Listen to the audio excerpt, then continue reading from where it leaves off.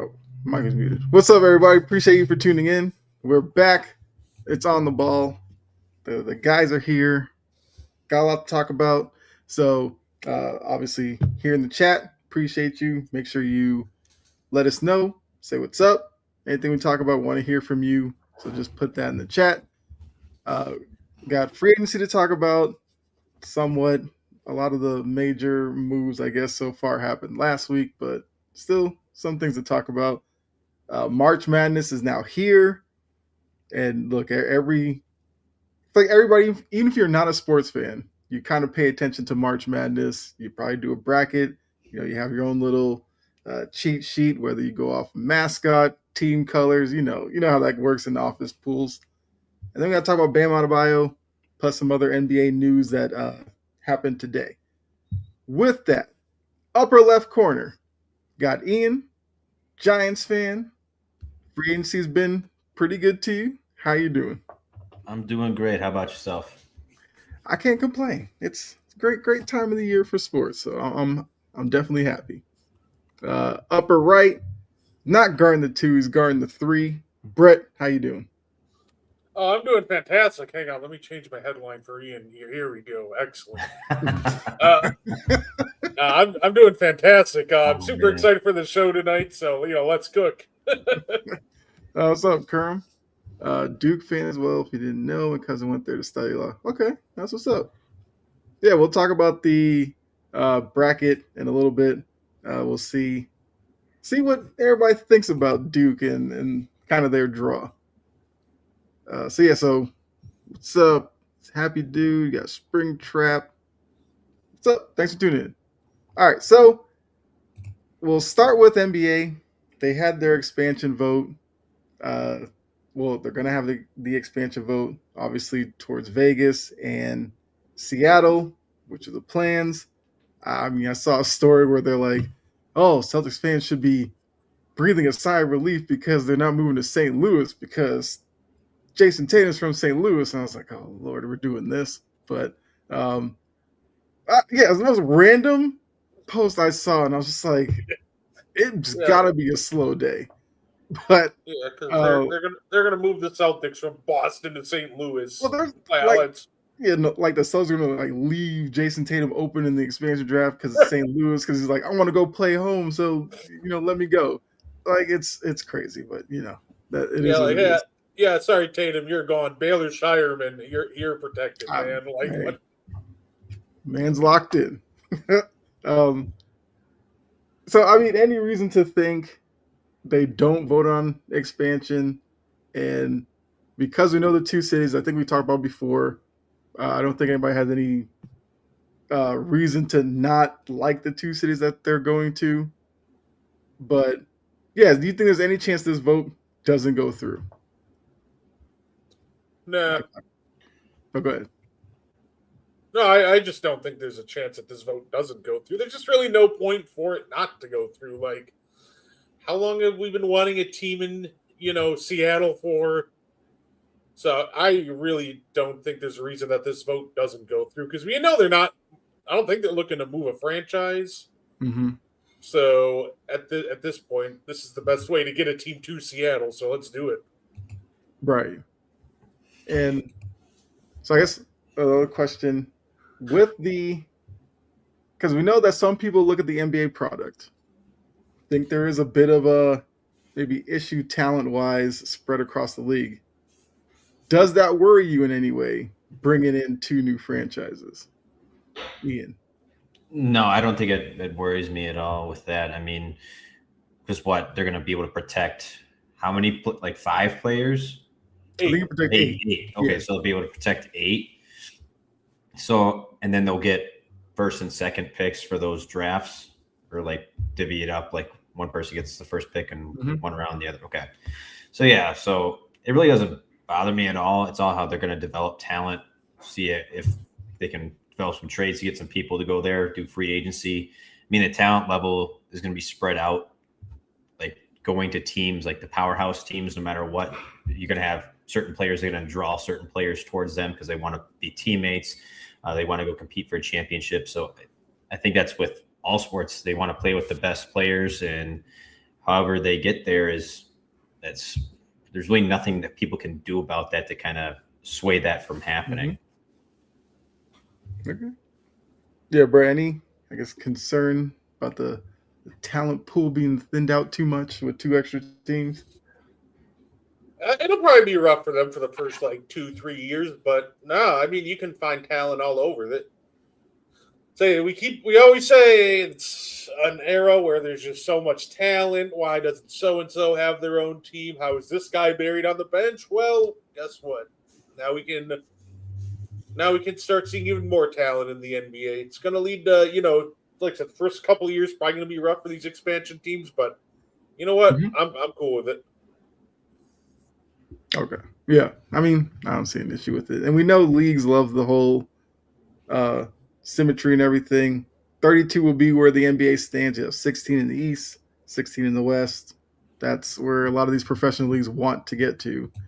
Curran says Minnesota and Memphis, either one could move to the East. Yes, that's where the decision is going to come down to.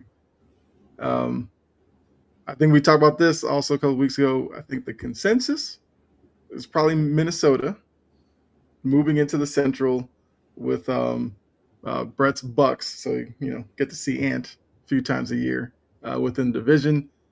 But they could also maybe do some moving around with the teams in the West as well. But, we'll see how all that shakes out. So that's just quickly wanted to kind of get that out of the way. Sticking with the NBA, though. I was going to say, look, it's the perfect storm, too, right? The Supersonics would start playing, I believe, the 2028 season. Mm-hmm. You know whose contract ends in the 2028 season? Kevin Durant. We can finish his career where it truly started in Seattle. I see what the NBA scriptwriters are doing here. I get it. It's perfect. Good job, guys. I mean, we know that narrative will absolutely have legs once they announce Seattle and we know the time frame. Yeah, I can definitely see that. Durant being who he is, I'm sure he's going to love it. Him and all his burner accounts. So, sticking in the NBA, we had a historic night. Bam Adebayo drops 83 points against the lowly Washington Wizards, who I got to watch like a couple of games after that against the Celtics, and I was like, yeah, they just don't guard big men. That's clearly their philosophy.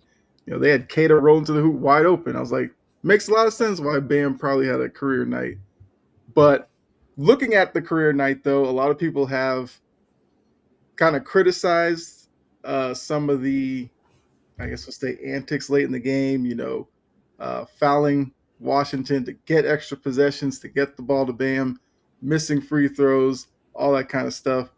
So looking at a lot of that and everything, the 43 free throws, 22 3-point shots, like, let's say 5 years from now, will it be seen as like a legacy defining thing for Bam, or will it be forgettable? Where do you stand on that? When I wake up tomorrow, if I woke up tomorrow and I pull up my phone, I'm going to go on Google. I'm going to look, NBA point scored leader.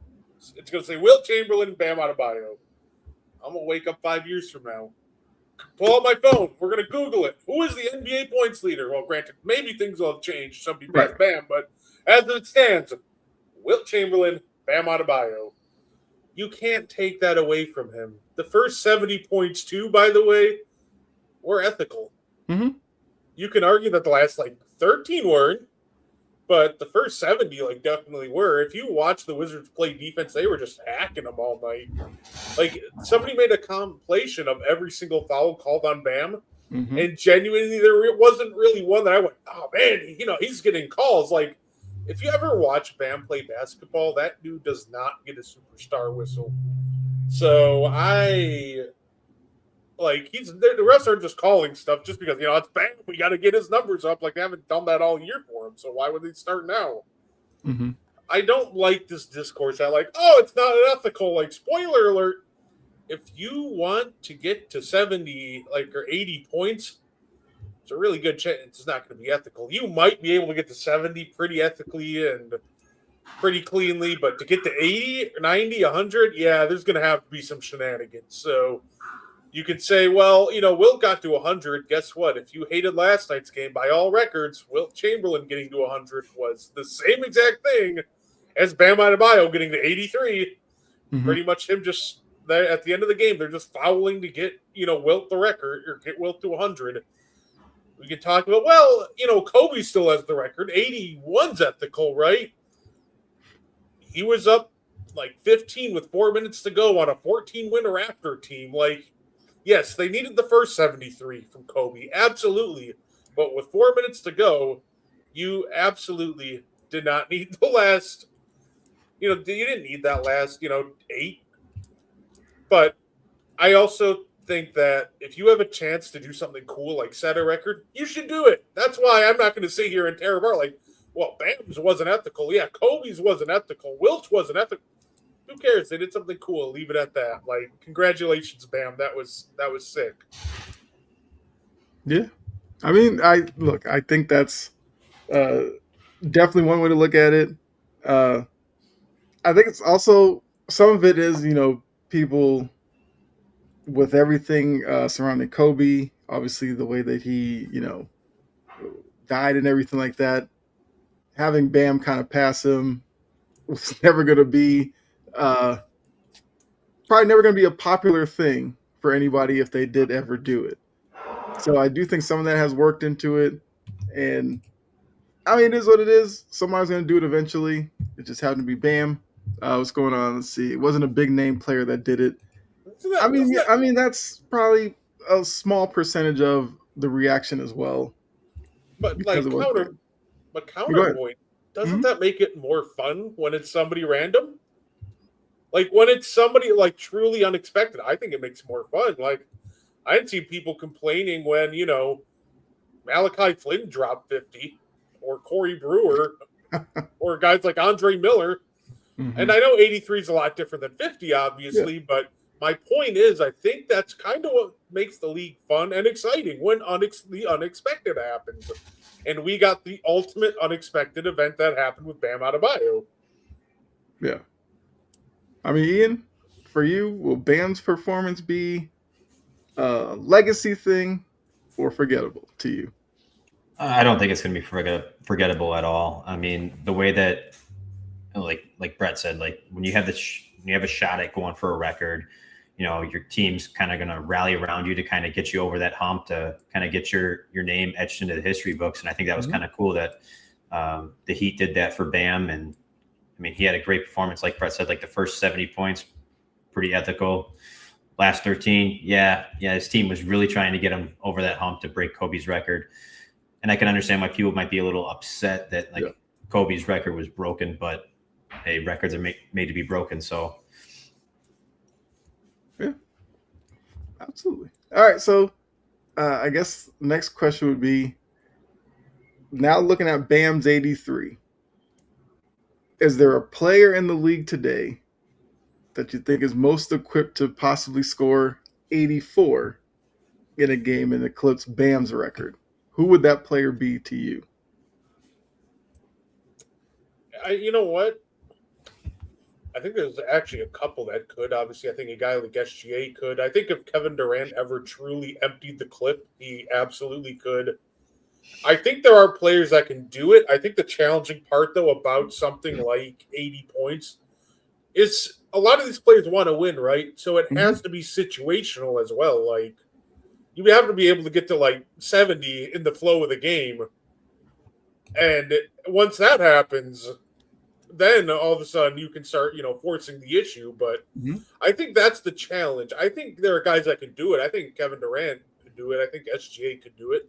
I think Steph, if he just started flame throwing threes up and got super hot, could do it. The real question is, though, who will be put in the position to do it? Because it has to be like a certain conditions to be met in order to really accomplish this. So, but yeah, no, I think guys like someone like SGA could do it. Okay. So I said to name the person who does it next.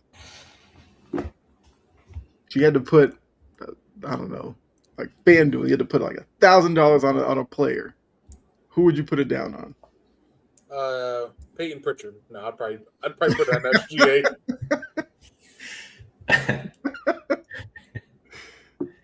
Hey, look, Pritchard can get hot. You never know. But yeah, who would you put that money down on? Honestly, I'd probably put it down on SGA. Okay. Ian, who would you put your money down on? So I would agree with Brett that it's kind of got to be situational for this to happen. For instance, like with Bam, you had Tyler Hero out. I mean, I think what they had Wiggins out too, Powell, Jovic. I mean, they had a lot of their guys out. So for me, when I'm looking at that roster, their main source for scoring is going to be Bam. Their most consistent presence on the court. So for me, it would have to be situational, but somebody that is going to be. I agreed that SGA could do it, but maybe like Wemby could do it too. Okay. I mean, if you got like no Stephon Castle out there, you've got no. Why am I blanking on names right now?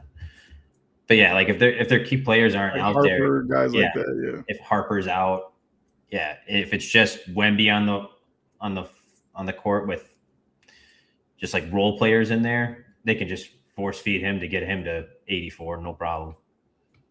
Okay. Yeah.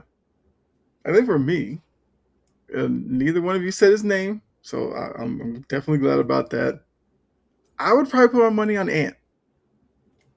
Because of how much we see him with the ball in his hands, we know how Minnesota's offense is. As long as Rudy Gobert doesn't get in the way, we know Rudy sometimes thinks he can turn to Dirk or something like that. But he does too. That's the funny part.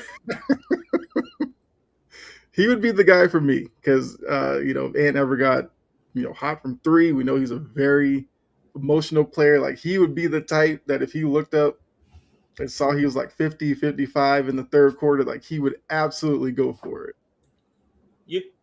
You know what's funny? I actually made the joke to Mo last Thursday on And One. I was like, I think the funniest guy that could possibly get 84, even though I know it will never happen, would be Rudy Gobert. Because I just need to see Twitter's reaction if Rudy got to 84, because that would be the biggest meltdown ever. Like Twitter servers might crash. It would be great.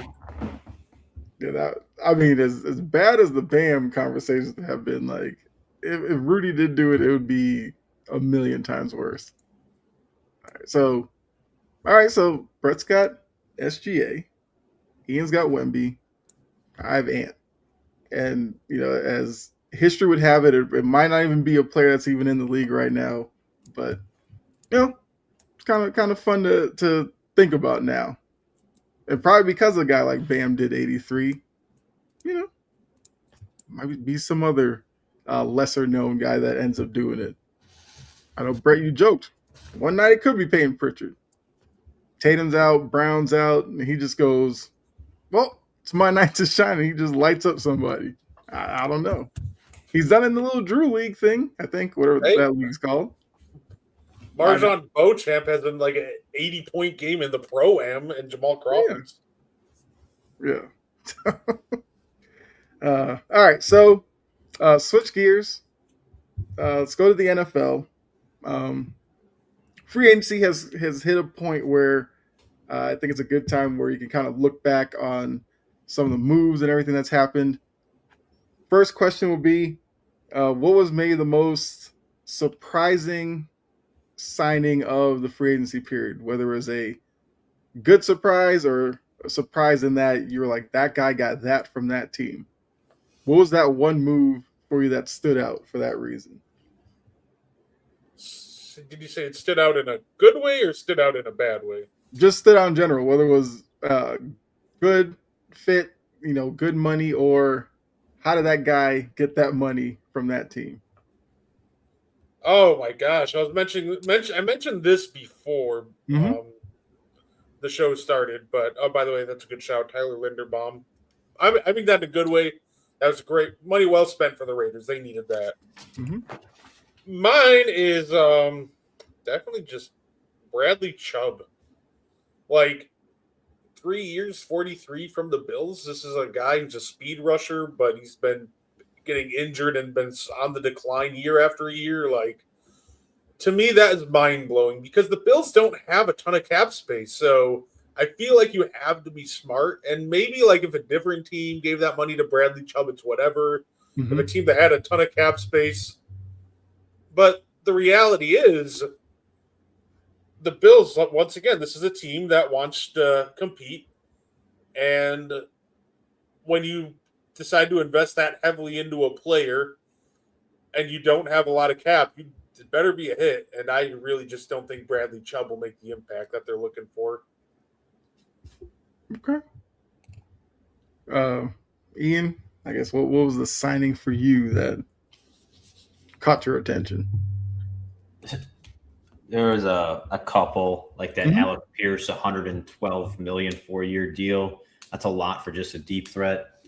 Another one that I thought was kind of a little bit weird for me was just because of the organization and the player that they signed. It's the Panthers signing Jalen Phillips to a 4-year, $120 million deal.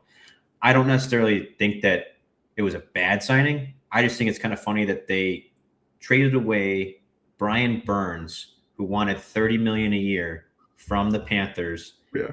And then they go out and get somebody who is injury ridden in Jalen Phillips and pay him $120 million over 4 years, which is $30 million average. So I just thought that was kind of surprising that now they're like, oh, yeah, maybe we do need a premier edge rusher. Right. Yeah. I mean, the Phillips one caught my eye too.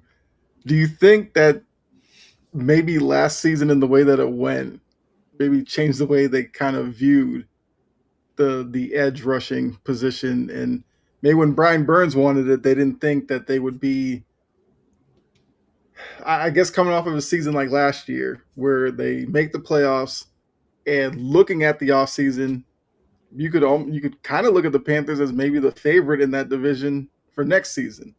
Right. So maybe for Phillips, it was just that perfect timing for him, Carolina being in the spot that they are in, that they gave him that money instead of Brian Burns, which I'm sure you're mad about because, you got Brian Burns out of it. I don't care. We got him for a second. That's a steal for me. Yeah. But I just thought it was surprising that how all of a sudden a year later they're like, oh, yeah, what's 30 million was too steep a year ago. Now it's okay. This is fine. Just for the injury problems that Phillips has had, that's kind of making me question that move. Yes, they do need an edge rusher. Yes, they do need more help.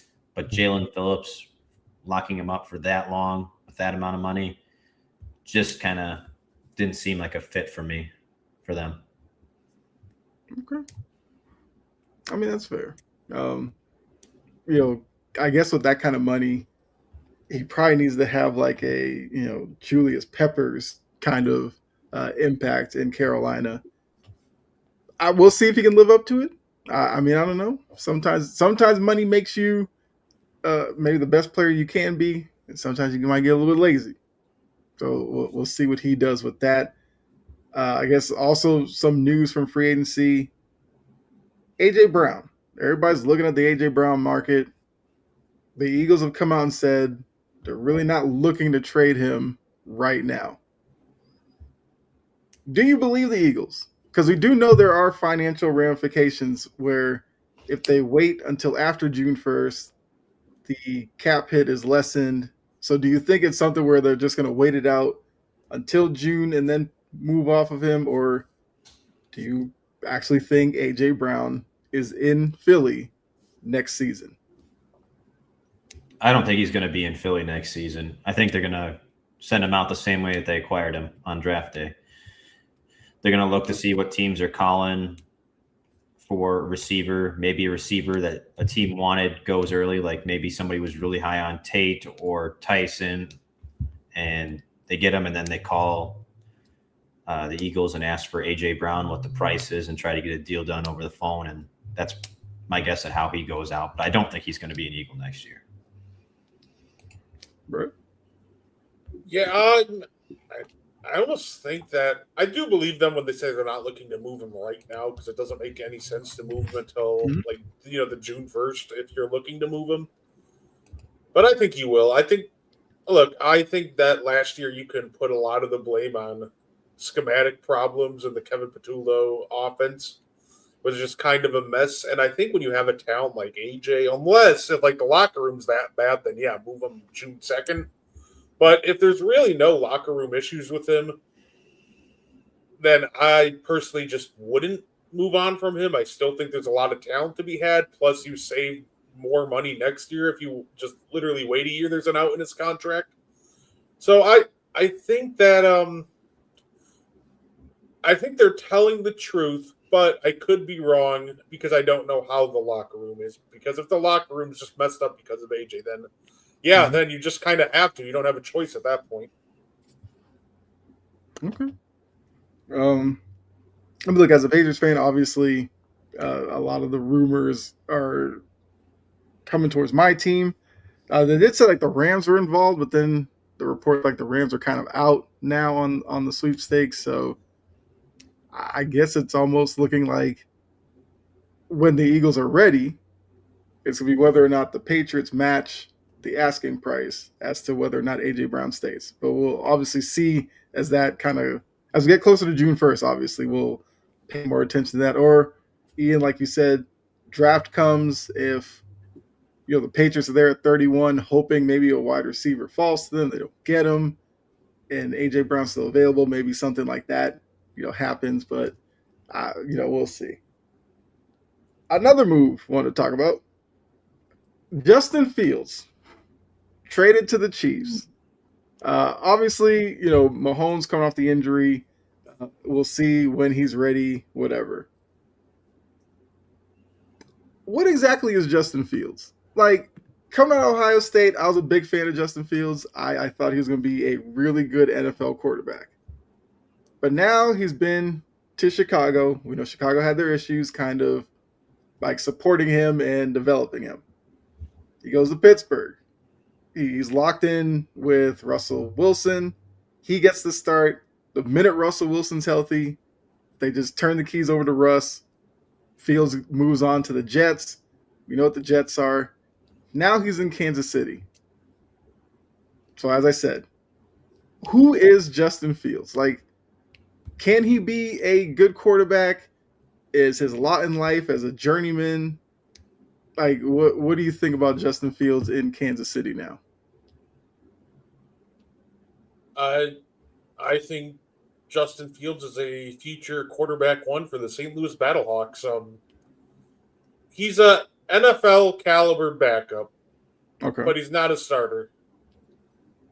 It feels like that he was failed quite a bit by Chicago early in his career, and he just kept a lot of his bad habits, and now he almost is like scared to throw into even remotely contested tight windows. So, like I think Justin Fields at this point in his career is a journeyman. Like I think he'll stick around the league for a while, just backing up different quarterbacks, but the idea of Justin Fields quarterback one, I think at this point, I think we can all agree it's gone. It's dead. It's over. So if Mahomes wasn't ready, let's say Mahomes would be ready week 8, and the Chiefs had to roll with Fields for 7 weeks. How confident would you feel in him in that offense with the coaching staff? They brought Bieniemy back. You got Andy Reid, you got Kelsey and everything like that. How successful could he be? Or is he just that bad that they'll just look awful and everybody be like, can we hurry up and get to week 8 for just to get Mahomes back out there? Do you have any faith in Justin Fields as a starting quarterback? I mean, if he's facing a bad opponent, he could probably win. He might be able to sneak out a win or two, but not really. He doesn't give me confidence when he's almost seemingly too scared to throw an interception, right? Mm-hmm. Like when people argue about for Justin Fields, like he doesn't throw interceptions. I'm like, that's not always a good thing. And the best example of that is Justin Fields because he's half the time looks too scared to throw into tight windows or try to make plays. So I don't have a lot of faith in him. I have faith in the coaching staff that they could devise a run scheme and a run game to limit the amount of passing attempts and hide his weaknesses. So I think they would at least win 2 or 3. But if it was any longer than week 8 at that point, I'd just be like, Patrick, You're coming back in 2028, big dog. Rest up. Okay. I mean, Ian, like, what do you think about Justin Fields? I guess Yeah, where his career's gone, and now that he's in Kansas City. I feel like he was failed by the Bears, just with the whole development process in the Bears organization. I feel like when he started to get a little bit of footing in that organization, they shipped him off. He had a really good end of the year. I believe that was 21. He had a good end of that season with the Bears. He's just starting to get some momentum. Then they draft Caleb, ship him off. He gets to Pittsburgh. He had a good couple of 5 games. I think he was 4-1 in his starts with Pittsburgh. He didn't look great in all of them, but he was able to win some of those games. And then just gets to the shit show of the Jets and does absolutely nothing, gets benched for no-name QBs, and now he's going to the Chiefs. And I think that here's an opportunity for him to kind of get back into that rhythm. I believe he's been with Bieniemy before in Chicago. I believe Bieniemy was in Chicago once. Yeah, I think they did. Yeah, I think they overlapped. So they do have a little bit of a rapport. And Andy Reid's a great offensive head coach. So I think that they can scheme up something for him. Maybe they kind of slot him in, and forget who their other backup is right now. They still have Wentz. Do they? I think so. But they might kind of like go back and forth between the two, depending on whether they want to do like a run design play or like a scramble drill, or if they just want somebody that's going to be decisive until Fields can get kind of confident and comfortable in that pocket. I mean, the Chiefs have a great offensive line too, so that's going to help Fields be a little bit more comfortable in the pocket. So hopefully the Chiefs don't fall flat on their face and basically just a loss of a season, but I wouldn't be complaining if it did happen. I mean, it's, Kelsey's farewell tour. You just want it to be just that bad, huh? I mean, I really don't care about the Chiefs all too much. They've had their spotlight for a little bit now. They can get out, make way for somebody else. Yeah, I'm curious to see how that goes. It's one of those things. I hope Travis has a really good year next year and gets to go out on a high note, if that really is it. That's all I'm gonna say about that. Because I would just hate for like somebody who's one of the greatest tight ends of all time to go out on just a really sad season. So like I said, I'm not a big fan of the Chiefs, but I got nothing against them. But I really hope that Travis has a great year next year and gets to end his career on a high note if that's the case. Right. Yeah. No, I can agree with that. Okay, so I guess another move I want to get your thoughts on. And Brett, this obviously would affect you. Kyler Murray, Vikings starting quarterback.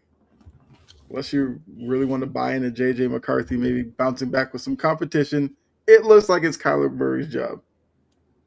What kind of impact can Kyler Murray have on that offense that obviously JJ McCarthy hasn't shown in his short time there out in Minnesota? I think that Kyler signing is great for the Vikings. I actually thought the Colts should have considered Kyler before obviously the Daniel Jones extension, which I still think paying Kyler probably is the better option. But no, you know what, I like it. I think the NFC North is going to be a dogfight next year, and the Vikings were a team that were 9-8 with just absolutely incompetent quarterback play. So even if Kyler, I don't need him to be, he doesn't even need to be like a top 5 quarterback or anything crazy like that. Even if he could just come in and play at the level of like a top 15 quarterback between 10 and 15, team's probably going to sleepwalk their way into 10 wins. So I do love the signing. This was a team that looked really good defensively. Their offense was just a mess. And if Kyler can come and bring some stability to that offense, Vikings are going to be dangerous next year, as much as I hate to say it. Okay. Ian, what do you think about Kyler Murray with Minnesota, does it make them? Uh, do you view them as kind of a playoff at least caliber team with Kyler at quarterback? I think that they could be a playoff caliber team with Kyler at quarterback. Their defense was phenomenal last year, even with how terrible J.J. McCarthy played. Their defense kept them in games. Now you're bringing in a more competent quarterback who has a lot of mobility, has a great arm, got a whole bunch of weapons on offense. It's just a great storm for Minnesota right now to have a good playoff run this year. Yeah, cause I think it's gonna be interesting. Obviously, Packers. You feel like we'll still be in the conversation. We'll kind of see what Detroit looks like. They've had an interesting offseason. The Bears are obviously going to be there. So, Kyler Murray does obviously make them more competitive in that division. I think once again, it's going to be a fun division to kind of see how they do against each other and who ultimately ends up winning it. So I guess way too early prediction. How would you stack the NFC North? I'm going to let you go. I know who you have at number one, but Packers, Bears, Vikings, Lions. Okay, so you have the Lions coming last. All right. I'm going to have I'll probably go Packers, Vikings, Bears, Lions. Okay, it's got the Bears coming third. All right. Yeah, I'd probably go Packers, Bears, Vikings, Lions. I probably would go with that same group there. I'd say I'm just worried about the Lions because of how much they've lost on that offensive line. Like, they've lost a lot. And if you're going to get Jared Goff in an uncomfortable pocket next year, I think you're going to get some very uncomfortable results. Yeah, it's kind of been a couple of seasons now where they've been slowly kind of been chipped away at. One off season was the coaching staff. Now it's their old line kind of disintegrating. So not that they're, going to completely fall off the map or anything like that, but they do probably need a season or so to probably retool a little bit and get back to where they were before. So not saying that's like short-lived for them, but might be a down year. All right. Actually, I think last week we talked about winners and losers, didn't we? So really no need to talk about that again. But is there, I guess not to sound like winners or losers, but is there a team that you think has had an underrated offseason that maybe nobody's paying attention to, that next season, could factor into them making some waves throughout the year? I feel like everybody's looking at the Raiders because of the Crosby stuff, or the Cowboys because Jerry talks often. So you just think about their offseason. Like, is there a team that quietly is doing it the right way? Baltimore Ravens. No, since you did bring them up, I am the resident Raven hater.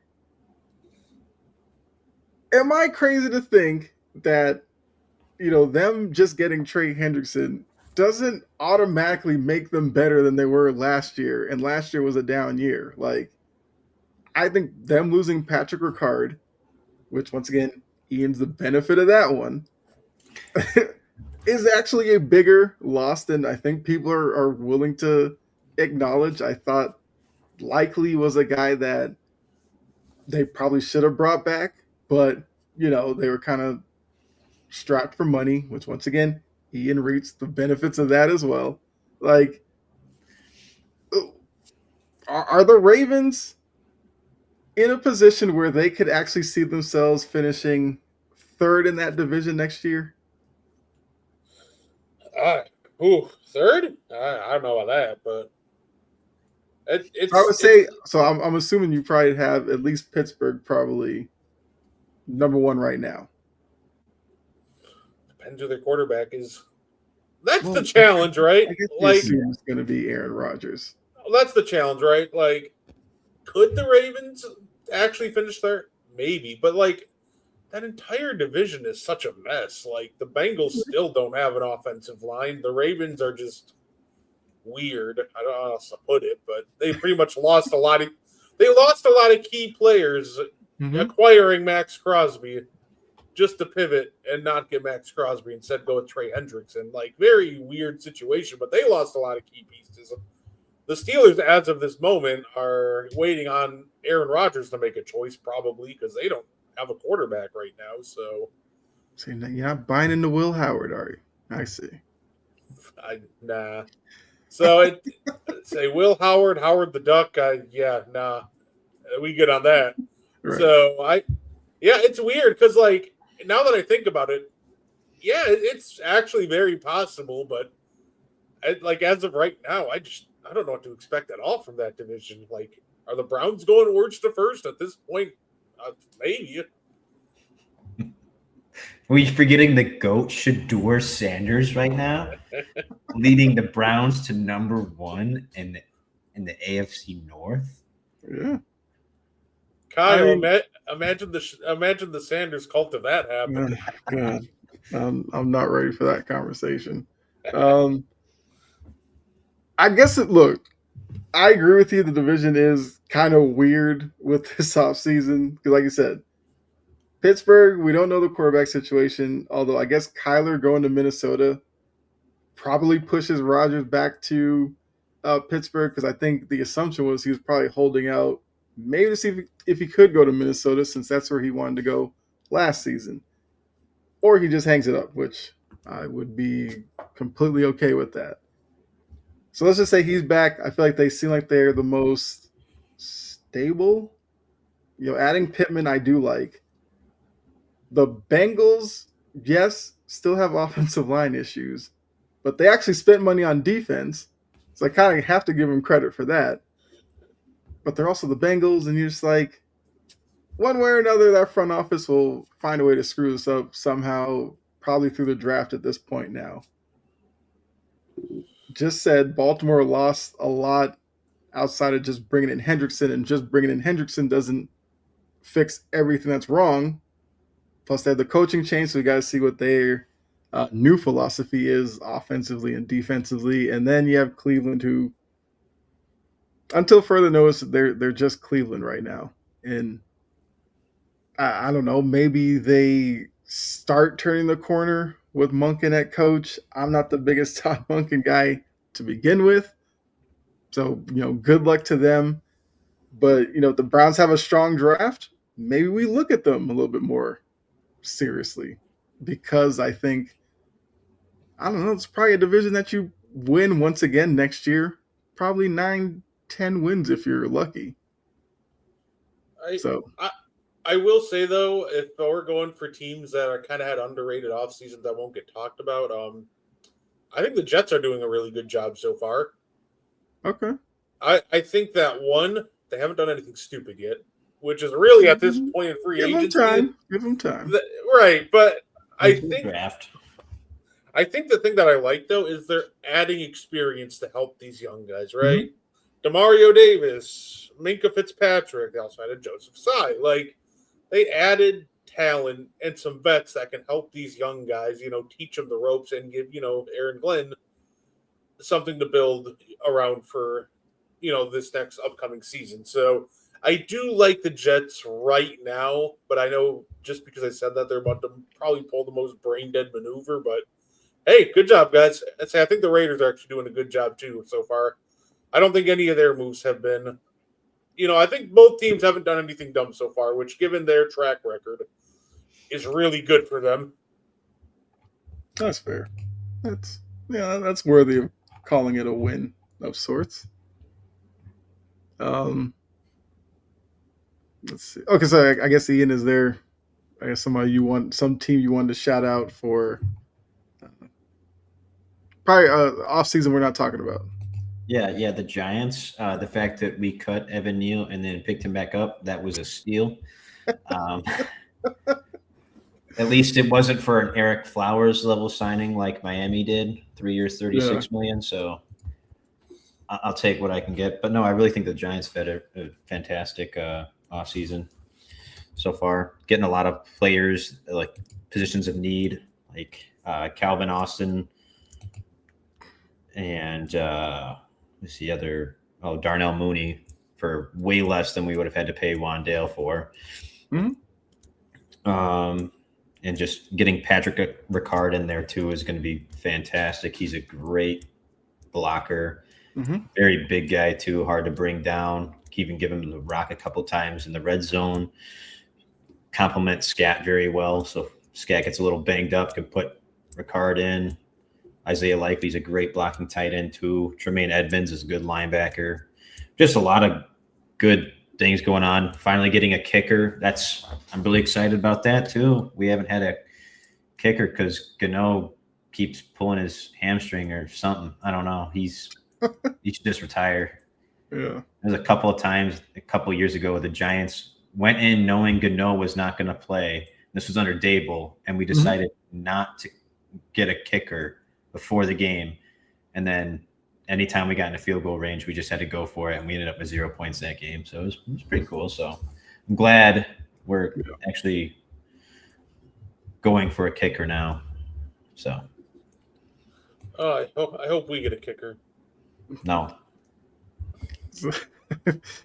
Trey just said that the Jets are weird though. Why get all these 1-year deals for aging guys but have no quarterback till next year after the draft? Why spend the money and why not just stockpile? I feel like this gives you ammunition to stockpile though, right? Like if DeMario Davis is balling, somebody's going to come offer you maybe a day 2 pick for him. I'll say maybe day 3 because he's old, but if Minka's balling, maybe they'll offer a day 2 pick for him. I think in order to stockpile, you do have to spend the money to stockpile. So that's kind of it too. Like these are all on good contracts too. Like Minka's the worst one, I guess, at 3 years, 40, but I don't even think that's terrible. So I think they got all these guys on contracts that are also flippable, and they can get positive assets for them unless they completely fall off a cliff. Yeah, I mean, look, if you just sign 1-year deals, I mean, worst case, they all expire and you just have cap space the following year. Like even as a Patriots fan, I will never say the Jets are doing anything correctly. They just don't in my eye. If I get what they're doing, good for them.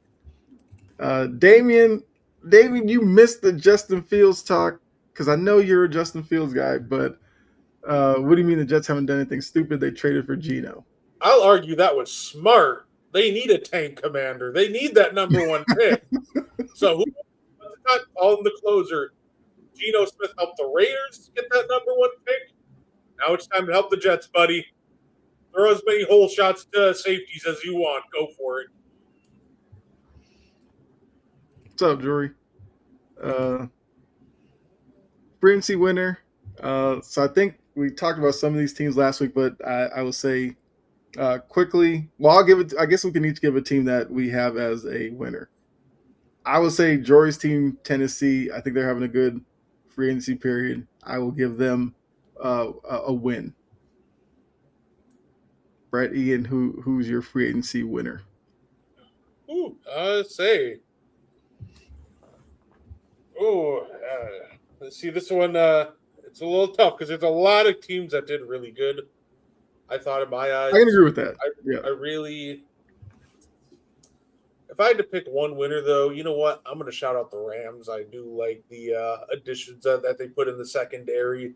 They had 2 firsts in the first round, and they traded the worst of the 2 to do a potentially upgrade to at least to a Pro Bowl, a legit Pro Bowl or all pro level corner. So, yeah, you know what? I'm gonna stick with the Rams. I really like what they've done to attack their weakness in the secondary. Okay. Ian, who's the team for you? I really like what the Raiders are doing this offseason too. They're getting more depth at the line. Tyler Linderbaum getting Kwity Paye, helping on the other side of Max Crosby, even getting Quay Walker and Nakobe Dean. Great additions to the linebacker position for the Raiders.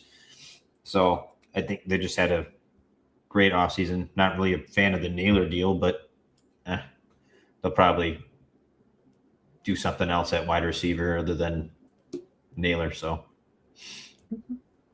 I guess before we move off, Max Crosby, is he now a Raider, or do you think he gets moved somewhere else? See, Damien, this is where you go off the rails, man. I would have traded for Dylan Gabriel and trade. Okay. I guess if you wanted to truly tank, I get it. Yeah, if Gabriel goes there, like you're probably not winning a game. But I just wouldn't give up tangible assets for Dylan Gabriel. Okay, like here's the thing: like Gino was literally good just 2 years ago. So even in all seriousness, like maybe there is potential for a bounce back. So we literally just saw him be like one of the most accurate deep ball throwers in the league 2 years ago. So there's potential for a bounce back. Max Crosby situation, the purple pterodactyls got cold feet and wanted to keep their first and backed out of the deal. Like there's nothing more to it. They're going to spin it however they want, but it's pretty clear that the Ravens they got cold feet. They saw that Hendrickson's price dropped, and all of a sudden he was a lot more available than they thought. And that was that. They nixed the deal. They can't claim medicals. Like, we all knew the dude had surgery. We knew he wouldn't hold up right now when it came to medicals. So it's one of those things where you kind of knew what you were getting. We knew he's still going to be recovering, and they got cold feet, and they decided instead to pivot to Hendrickson when they realized that he was actually gettable for them. So, yeah, I'm kind of curious as to what they expected a knee to look like 8 weeks after surgery on a meniscus tear. Like, were they expecting it to be miraculously healed and just, oh yeah, this is good? The thing about draft picks is that they're also risks. You're not necessarily going to hit on all of your picks. So when they deemed that it was too risky for 2 first-round picks for Max Crosby, are you saying that your 2 picks are going to turn out to be better than Max Crosby? I agree with Brett. They got cold feet. They didn't want to do it. They saw the price drop. That's all that they did. They just nixed the deal. Because in reality, Crosby is worth those 2 firsts. Yeah. Okay. So let's see. Max Crosby's 28. 5 years down the line. Crosby a Raider, or is he somewhere else? Somewhere else. I don't know. I feel like they'll still try to move him this, off season, but even if he ends up staying, like I don't think he survives the next off season even if he does stay for this one. Okay. Yeah, maybe 5 years was a little bit too far out.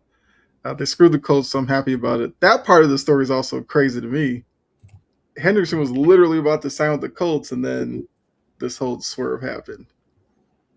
So I guess the Colts are kind of upset as well. But all right, so Brett thinks Max Crosby could go this offseason, or probably he doesn't survive next offseason. Do you feel the same way, Ian, about him? Yeah, I think right now his value is too high, and with the needs of the Raiders, they need to look at who they can get rid of, who's not necessarily not that Max Crosby isn't viable to the team and isn't going to help the team succeed, because he is. But which one of your assets can you part ways with and find somebody else to fill the void that gets you the most in return? And Max Crosby is going to get you the most in return right now off the Raiders. So in order to do this rebuild right, you're going to have to move off of him. It's unfortunate, but that's probably what's going to happen. Okay. Yeah. I mean, yeah, if you're the Colts, you have to be reminded of this and the fact that you just missed out on Hendrickson. So, yeah. I mean, yeah, exactly. All right, so I guess let's go to the tournament here, because obviously it is the madness of March is about to begin, and once again, I'm pointing it out. I am not a bracket expert. So don't fill out your bracket necessarily off of what I will say. I'm not going to say I won't lead you wrong, but, hold on. I feel like Crosby injured himself on purpose just to go, okay. See, David, he was hurt before the trade. So. Cut his knee open again. So I guess he said, yeah. Let me mess with this. Just stir this up a little bit. He just like walked into the doctor's office and grabbed a scalpel and just just cut his own knee hacked open. away. I can't feel my leg. When your legs don't work like they used to. Which, I mean, if that did happen, that would be hilarious. Just rolled in there like Ricky Bobby and then stabbed himself. Just like, yeah. Damien. All right, so here we go. The bracket. I guess we'll take it region by region. Don't necessarily have to we're not necessarily gonna fill out one or anything like that, but kind of talk through the regions and kind of see where your heads are at. Have you both filled out a bracket by now? I have not yet. Not yet, no. Okay. So I guess we'll get your initial thoughts looking at the bracket then. Miles Garrett cries and complains too much. I'm tired of it. Well, he's miserable in Cleveland. So Duke, I believe they were the number 1 overall seed. They have notable teams like UConn as their number 2. Michigan State, the 3 seed there. Got Kansas at 4, which we'll circle back to that because I think Kansas is one of those teams that interested to see how far you think they could go in this bracket with the whole Peterson stuff and everything like that. St. John's at 5, who apparently is getting a lot of attention for being a 5 seed because people think they should be a higher seed because of being the Big East champion and destroying UConn the way that they did. I heard Mad Dog and Stephen A. talking about that. They think that's wrong, whatever. And I believe that they were the number 1 seed in that tournament too. Yeah, I think St. John's was the regular season champion as well.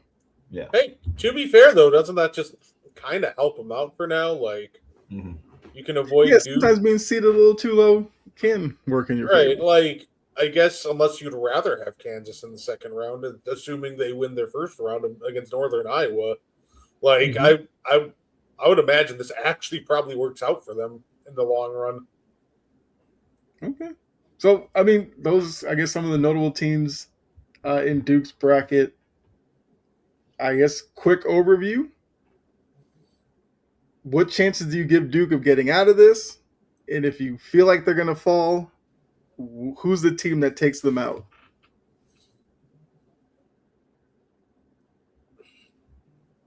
I feel like based off where they are, the teams that could possibly be a threat would be St. John's for me. Okay. Just because I don't really think that they'll have an issue against Siena or the winner of Ohio State and TCU. And I feel like St. John's will beat Northern Iowa and most likely Kansas. So I feel like that's going to be their toughest matchup to get to the final. Okay. Brett, how you feel about Duke getting out of this bracket? Oh yeah, no, it's going to be a lot of fun. It's tough because I feel like obviously they probably should get out of this bracket. This is a very talented Duke team, but I'm gonna say they don't. And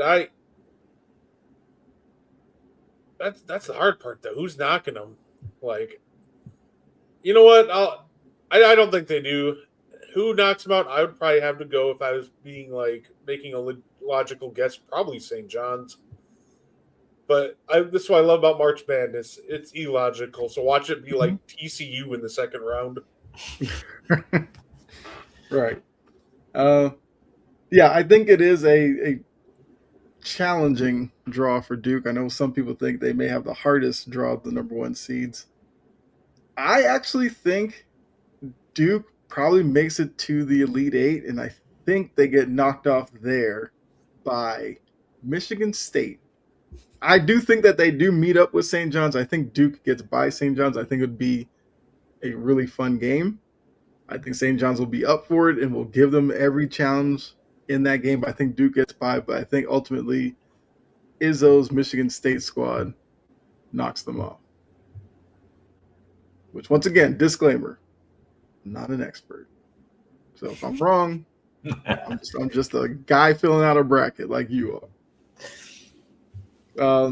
Arizona. Another interesting number 1 seed. They have Wisconsin as a 5 seed. Trajan, if you're still in here, I know you're a Wisconsin fan.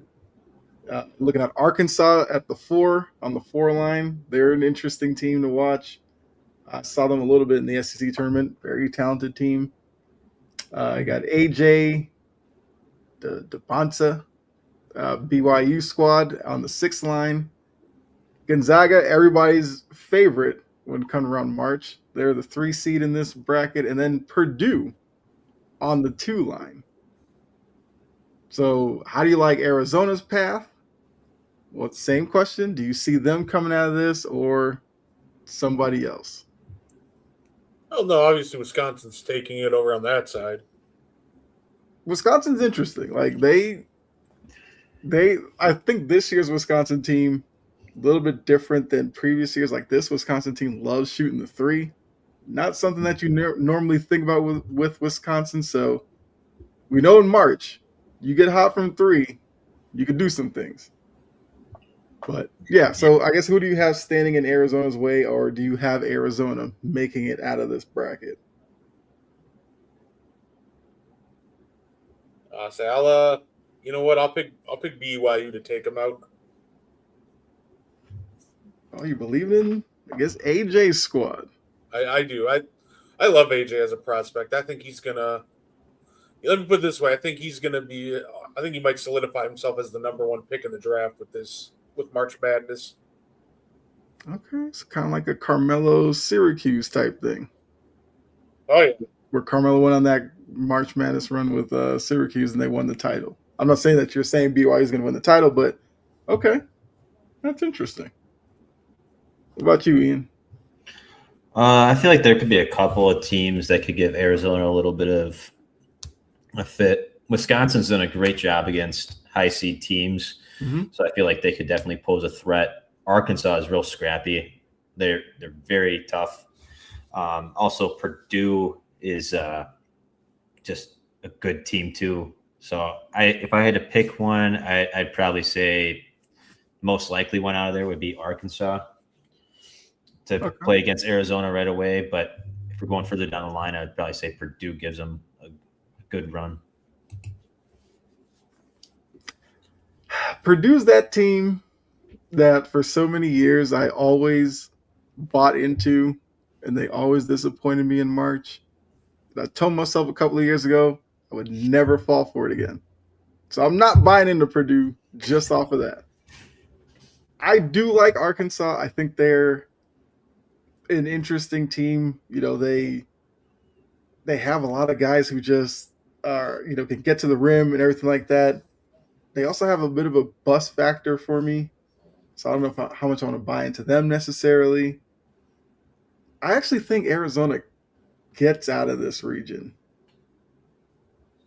I think it would be interesting for story wise if, BYU could do it with AJ, but I'll give this one to Arizona.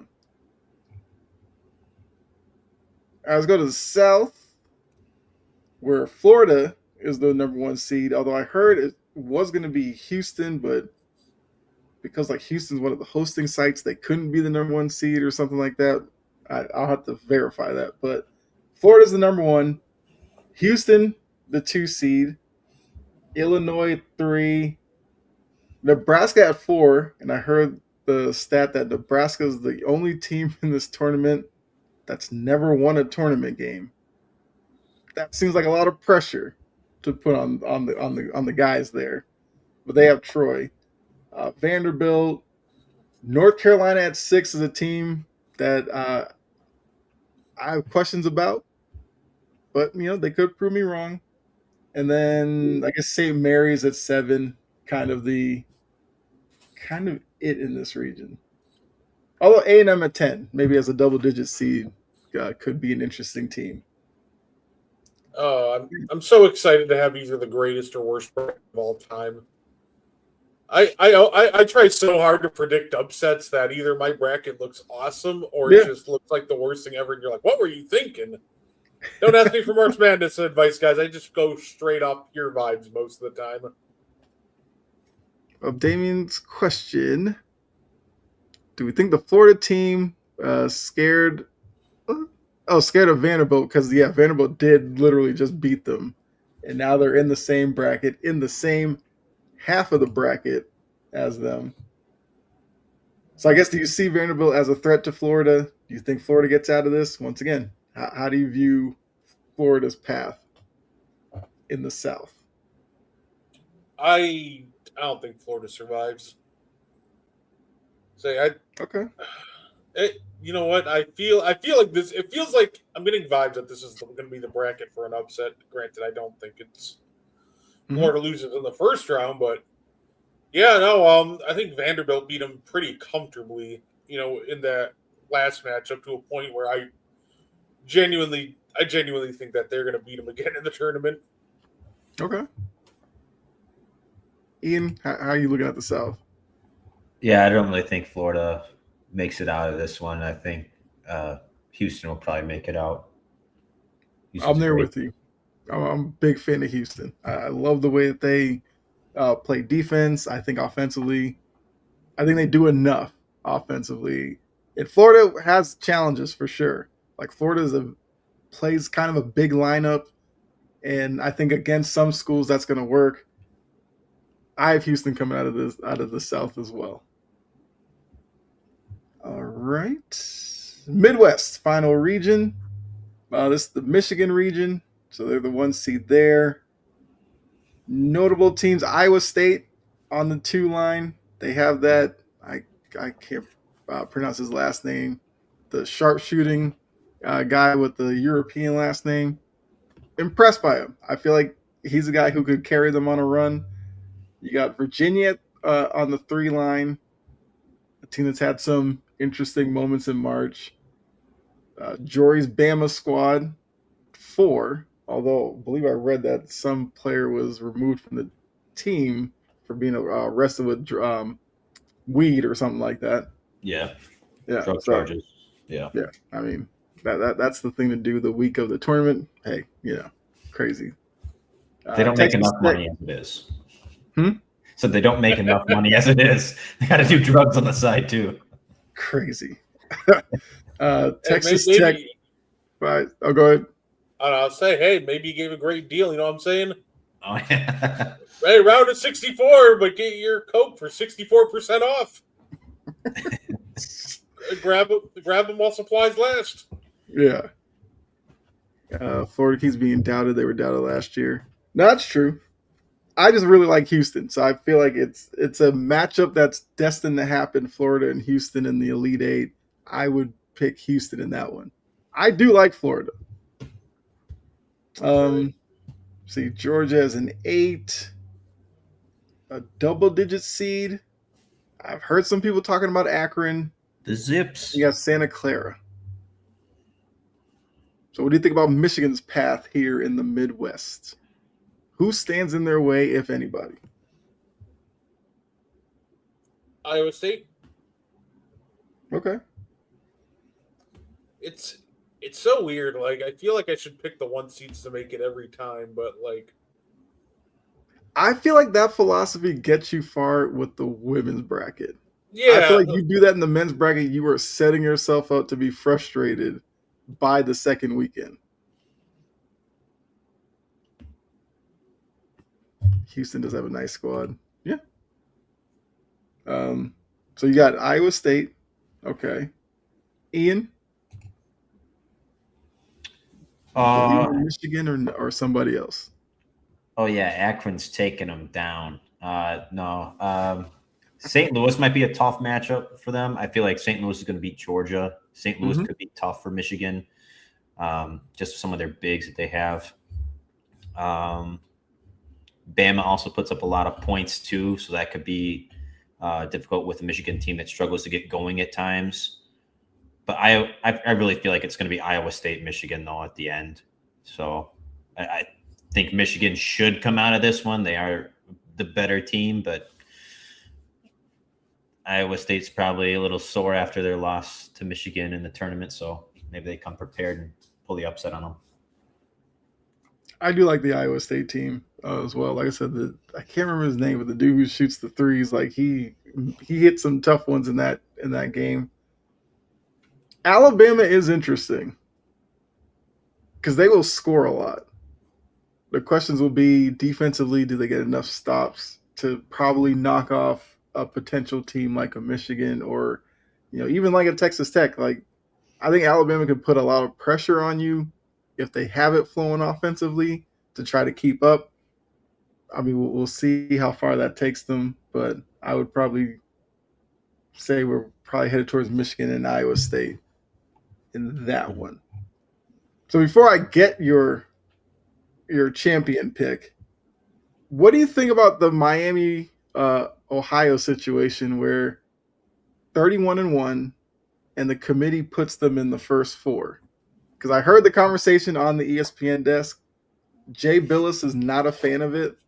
He feels like with the season that they had, if you think they're a legitimate tournament team, then they should have been in the main draw and not the first four. Greenberg and Jay Williams was like, hey, first four or not, you're in the tournament. Now you can kind of prove some things. Are you fine with Miami of Ohio being in the first four? Or do you think they deserve better?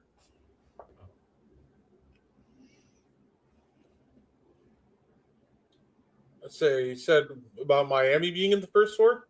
Yeah, Miami of Ohio, because we know there's a lot of talk about them, their season, because they have one of the worst strength of schedules, but it was kind of hard to deny the long winning streak that they were on, which ended, late in the year. And now they're an 11 seed having to play their way in to the 64. It's funny because it feels like they should have just made it in off the winning streak alone, but yeah, I mean, I don't really have a problem with it either way. Okay. So I'm just wondering. Ian, you have an issue with that? It's kind of hard with the teams that don't really have that strength of schedule that pull up these numbers like this, where they go on the 31 win streak, and then they finally play against a team that's good. But it should get some sort of credit, which, I mean, they are getting some sort of credit by playing in the first four, and if they win, they'd be the 11 seed. So that's pretty good for them, especially with the strength of schedule that they've had. Getting seeded at 11 if they win, I would call that a win for them. I mean, yeah, I feel like it's not that big of a deal. I think if you're Miami of Ohio, use it as some motivation, take care of SMU, and then take your chances with Tennessee after that. Okay, so with all of that, who do you have in your championship game, and who do you have winning, cutting down the nets at the end of all of this?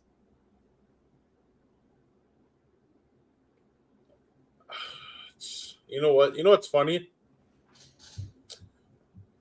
I'm not sure. I'm not gonna lie. I don't really have an answer for that right now. That's fair. The bracket did just come out. It is definitely a lot to take in. I definitely understand. Don't worry. When I finish my bracket, I'll make sure to share it with the group. But for right now, yeah, I'm not sure. Like I said, I do a lot of my picks. Like, I try to take stats and everything into consideration, but it's just so random half the time. I just do it out straight like vibes. I'm not gonna lie. I don't really think too hard about March Madness. I mean, this is the second part of Madness. So yeah, honestly, as of right now, I couldn't tell you who I'm gonna pick as the winner until I actually do a bracket. So I will change the question to this: what is kind of like a bracket rule that you live by when you do fill it out, if you have one? Whether it's a team, certain seating that you always look to. Do you have any kind of trends you like to follow when you fill out a bracket? Normally I just pick Purdue to lose in the first round every year, and that works out well for me. I agree. It's so unpredictable. That is what makes it a lot of fun. No, I honestly, like I said, I don't really have any rules I follow. I just try to take as much data as I can, and then and then when I'm going through the matchups, and then when I make the final choice, unless like the data is overwhelming, I'll just kind of go off my gut feeling and run with it. I mean, a lot of times that's kind of the best way to do it. Yeah, like sometimes I'll just pick them because I think the names are fun. Okay. Like I'm not gonna lie. Like really giving Yeah. like I'm eyeing up like Wright State right now. So like like I said, just straight vibes. That like I feel like that makes it more fun though Mhm. because No, I respect that. Like I said, the disclaimer is right there. Not a bracket expert. Um, I mean, Ian, when you're filling out a bracket, like how do you go? Are you the type that goes like upset heavy? Do you lean more towards favorites? Like how do you go about filling out your bracket? I feel like there's certain favorites that I'll like, lean towards, but then I do go for the upsets a lot, just Okay. because I don't know. There's certain teams that I feel like they weren't hot going in, but got seeded high, or there's teams that are seeded low that are hot going into the tournament. So we kind of look at that way. But sometimes I just flip a coin, just toss it up. I'll make like maybe 2, 3 brackets, and the Mm-hmm. coin flip ones I'll just swap.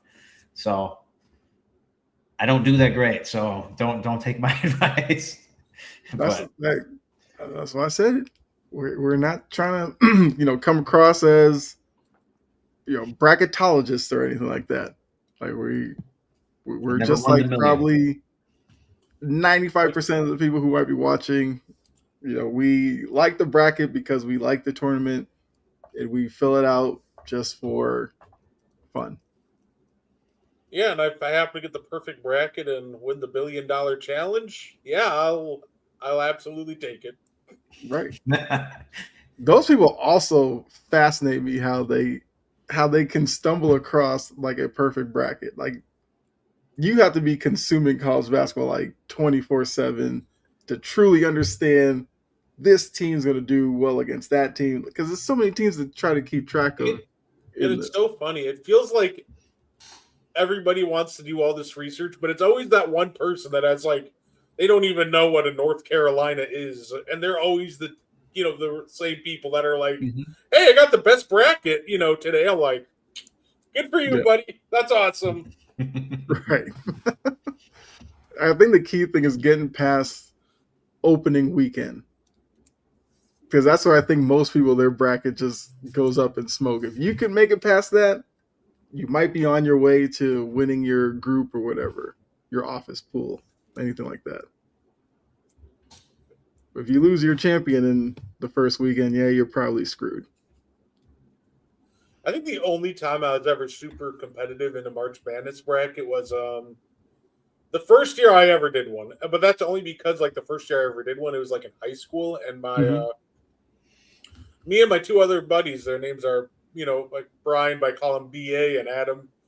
Shout out to my boys. Hope they're doing good. But yeah, no, we all did one, and of course we threw money on the line.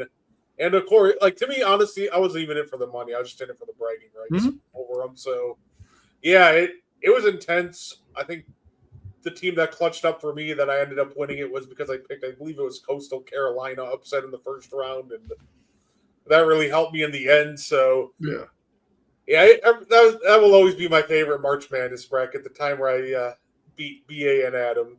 So yeah, I always love this time of year though. It's a fun tournament to watch. yeah, okay. So I guess maybe final question before we get out of here. Because okay, so Brett, you did mention that moment, Coastal Carolina. I guess Ian it's like a great March Madness probably memory for you that sticks in your mind. Yeah. Before I really even got into college basketball, um, my science teacher had us fill out brackets, and I had not heard of half of these teams, and I picked Villanova to win Mm-hmm. just because I liked their name, and they ended up winning the whole thing, which got me like an like additional like half step up for like my grade. So instead of getting like an A minus, I got an A. So I was like, oh, that's cool. But Yeah. yeah, Was that the one where they beat North Carolina? yeah. Okay, that probably for me might have been the best championship game. For it to come down to a buzzer beater like that, both teams going like throwing haymakers at each other. That was a really good game.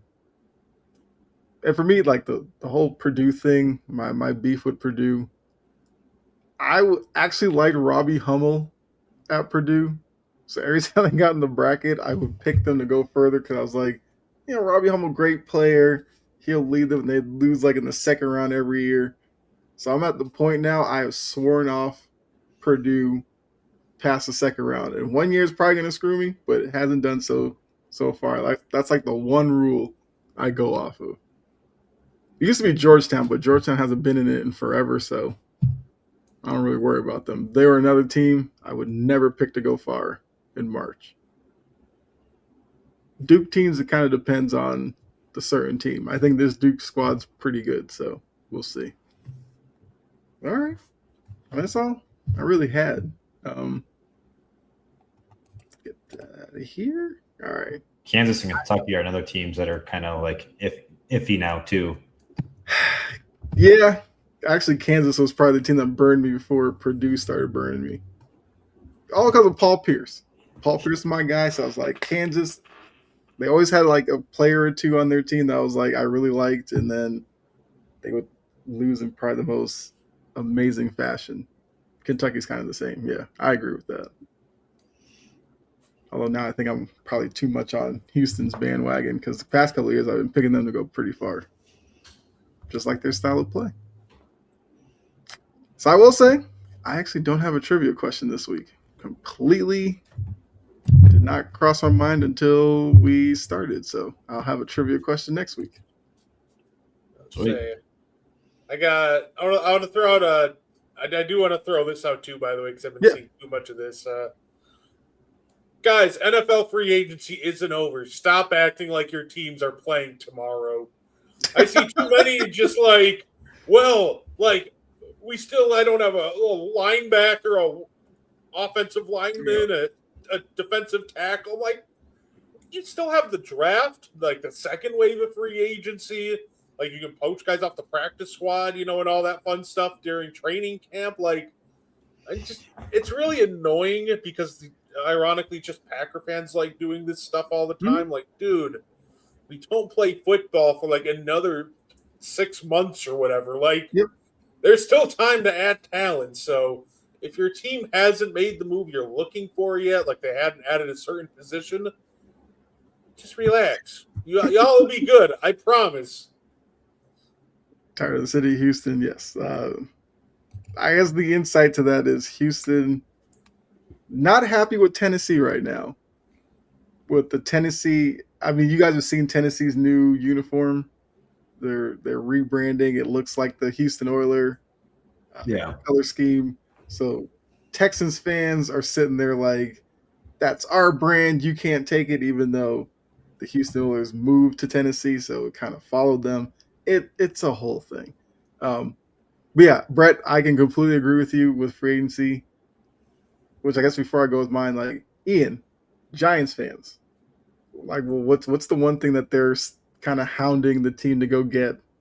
That kind of like Brett said, free agency isn't over and it's still the draft. Like, where are the Giants fans being insufferable about? If anything, maybe they're just loving life right now. They're just like wanting big name wide receivers, trading for a big name wide receiver. We don't need a big name wide receiver. We have Malik Neighbors. We can get a comfortable guy that can just fill in the slot, deep threat, something. You already have the Swiss Army knife of Malik Neighbors. You don't need another number one guy now. They watch, like, what's it, Deontay Banks play cornerback all year for you guys, and they want a wide receiver? Yeah. Does that make sense? Yeah. And all the groups that I keep seeing, they're like, oh, we need to draft a number one wide receiver. And I'm like, are we forgetting? And we just brought in Newsome, and get who else? But thought we brought in another cornerback as well. But I don't know. And then I keep seeing things about Jeremiah Love, and that's just pissing me off.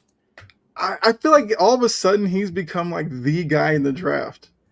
Like I don't understand. I don't understand why the Giants would do it. And then like, oh, Harbaugh's meeting with Jeremiah Love. We're gonna get another number one running back, and I'm like, why? Why? We kept. Next month we need you on the draft show for the Giants pick. I don't know if I can handle it. I don't know if I can handle that. We need that reaction just in case it's a running back. If it is, we're doing a surprise trip to New York and we're getting Harbaugh out. So maybe it is this right here. Most fans don't trust the GM, so they get so obsessed with free agency instead of the draft. Maybe that is what it is. But like Brett said, I think we need to calm down because look, every day I have to get up and see Patriots fans just sitting there like, this is the day we get AJ Brown, which I'm like, we're not going to do this. I get it. They lost Stephon Diggs, so everybody's like losing their mind. I really like Romeo Doubs. I think Romeo Doubs can do some things in Josh McDaniels' offense. Would I like AJ Brown? Sure. I don't think it's that pressing of a need. I get it. The connection with Rabel and everything is why people are losing their mind. Supposedly, AJ Brown is a big fan of the Patriots. That fuels it as well. But let's calm down a little bit. Oh, the Hawks give away the Magic City getting canceled. I guess if you guys want to, yeah. I'll let you know my one, like, the thing I find funny about it, right? Like, so obviously, if anybody doesn't know, Magic City is a strip club in Atlanta. It's got terrific lemon pepper wings, by the way, 10 out of 10. Anyway, it absolutely, like, I tasted them and I'm like, damn, I can see why Lou will up the bubble now. Yeah, but no, and obviously they're going to do a partnership with the Atlanta Hawks, but then, you know, there's some guys speaking up like Luke Cornett, and then the NBA stepped in and canceled it. Mm-hmm. I just think it's funny that they canceled, you know, Magic City night, which is fine. You don't want to, you know, guess show your family or show kids, you know, Magic City, you may not know it yet, whatever. But I just find it funny that you're like, you know, we got to cancel that. It's not good for the family. It's not good for the kids. And then the next thing I see, yeah, we're going to have a night sponsored by Patron.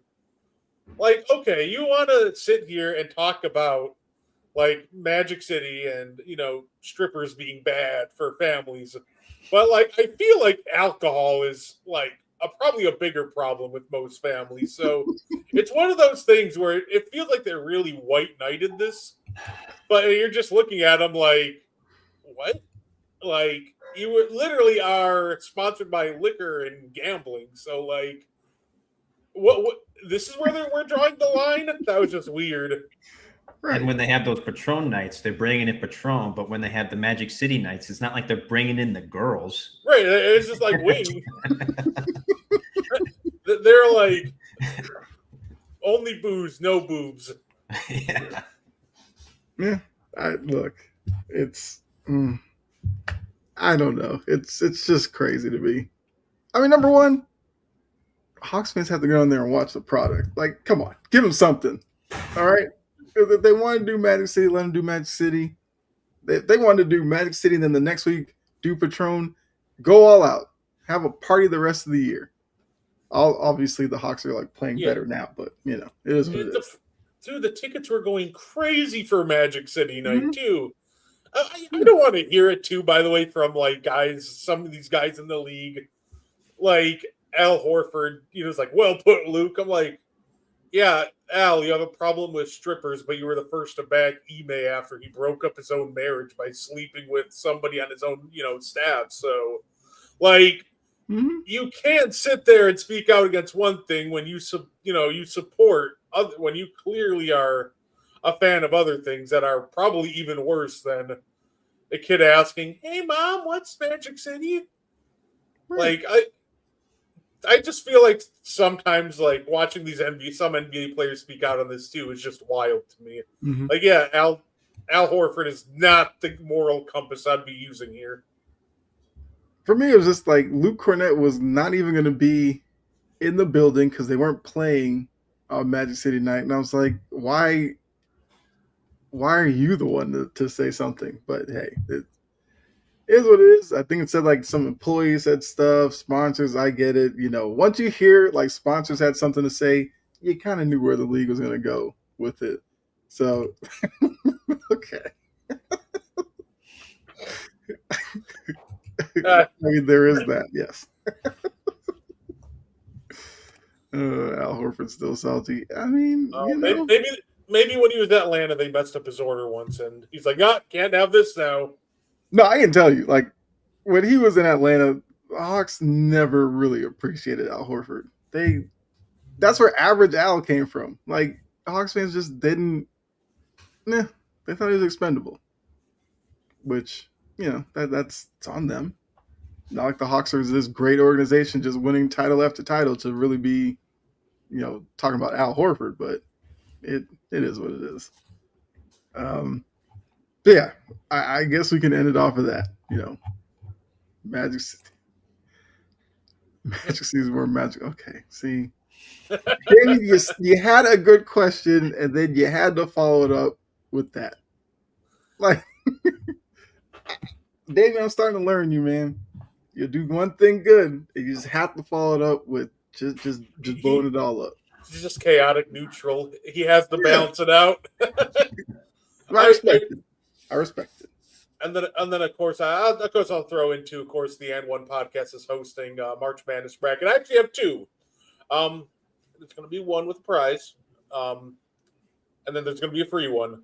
The one with the prize, I'm not actually keeping any of the money. The goal is to raise money for a animal shelter called the Labrador Connection. So the way to get into that one paid one that I'll be hosting, really simple. You can, Venmo or PayPal me, or just them straight up. And as soon as I got proof of donation, or you Venmo or PayPal me, then I'll give you the password to get in. I'm still debating. I know I'll probably at least do a $25 gift card, but I might do some Campbell's as well. So the prize value will at least be $25. So, like I said, the goal is to raise money for the puppies. So, like I said, I'll put both of those on the N1 podcast Facebook page and in the Discord. Yeah, definitely do that because good cause, and just having some fun with it. I mean, Ian, anything you want to add before we get out of here? No. All right. Also, I guess Brett want to let them know about Meaty Boys tonight. Yeah, of course. Catch us on Meaty Boys. We're going to be discussing the fallout from last night's AEW Revolution. We're going to be talking some WWE. Randy Orton is bad guy again. That's fantastic. It's going to be a great night. We're gonna have some fun. We're gonna have a good time. It's going to be great. Okay. So yeah, I guess next week trivia will be back. I will have a question. I completely forgot about it this week. We'll talk March Madness at that point next week. We'll see how well our brackets are doing. I'm sure it's going to be a lot of fun. The WNBA seemingly are close to something amidst the talks. They said like today was going to be a pivotal day because now they're getting to the point where the schedule will kind of be affected if this drags out anymore.